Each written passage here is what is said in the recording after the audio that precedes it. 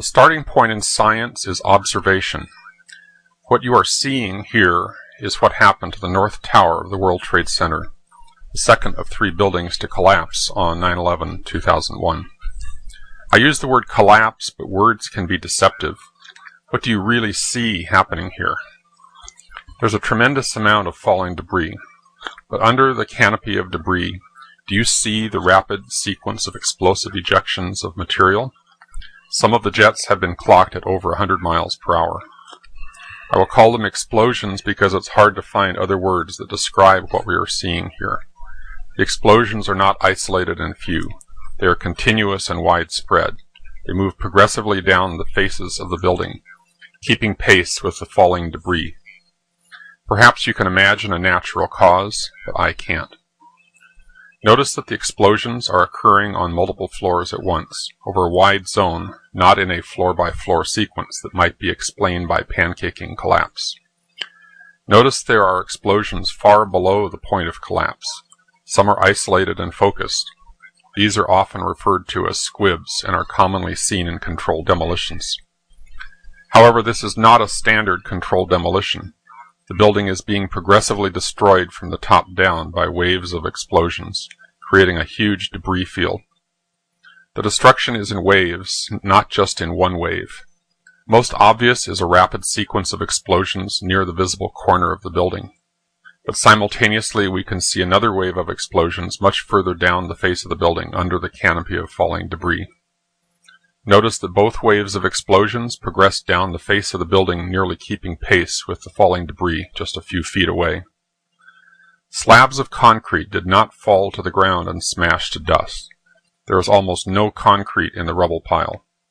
Notice that the concrete is being forcefully ejected outward from the sides of the building, already pulverized to dust.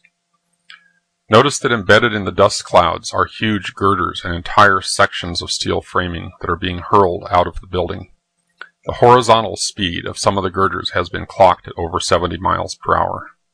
Some of these girders impale themselves in the sides of neighboring buildings.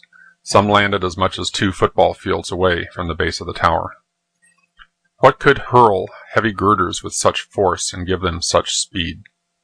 Some people have suggested that the weight of the tower crushing down on the girders caused them to flex, and they sprung sideways by a spring action. But we are not seeing isolated jumping girders. We are seeing a major fraction of the mass of the building, steel, concrete, office furniture, and the remains of human beings, reduced to small pieces of rubble and fine dust, and being explosively ejected in all directions. Bone fragments are found on the roofs of adjacent buildings. The bones were not crushed in the falling mass, or they would have been trapped in the debris pile. They were pulverized along with everything else and blown out in all directions. The NIST investigators have claimed that the top section of the building above the plane impact point came down like a pile driver, crushing the undamaged lower section of the building all the way to the ground. The top section of the building is, however, noticeably absent. There is nothing above the ring of explosions except for a fountain of debris.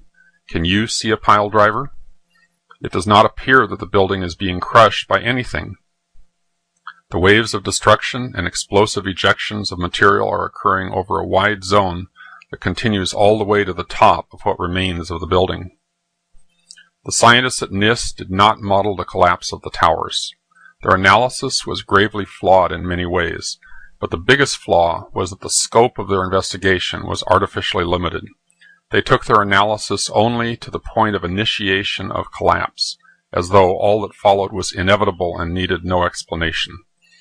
The scope of their investigation was artificially limited to what might have happened or could have happened to begin the collapse. What they explicitly did not take into account is what actually happened. By limiting their investigation to the natural precursors of collapse, plane damage and the fire, they ruled out from the start any possibility of discovering evidence of planned demolition. In other words, anything that occurred during the collapse itself, such as the evidence you're seeing here, was explicitly scripted out of the investigation. Any analytical model of the collapse, no matter how simple or how sophisticated, is a bad model and bad science if it does not come back full circle to explain the actual observations. What do you see?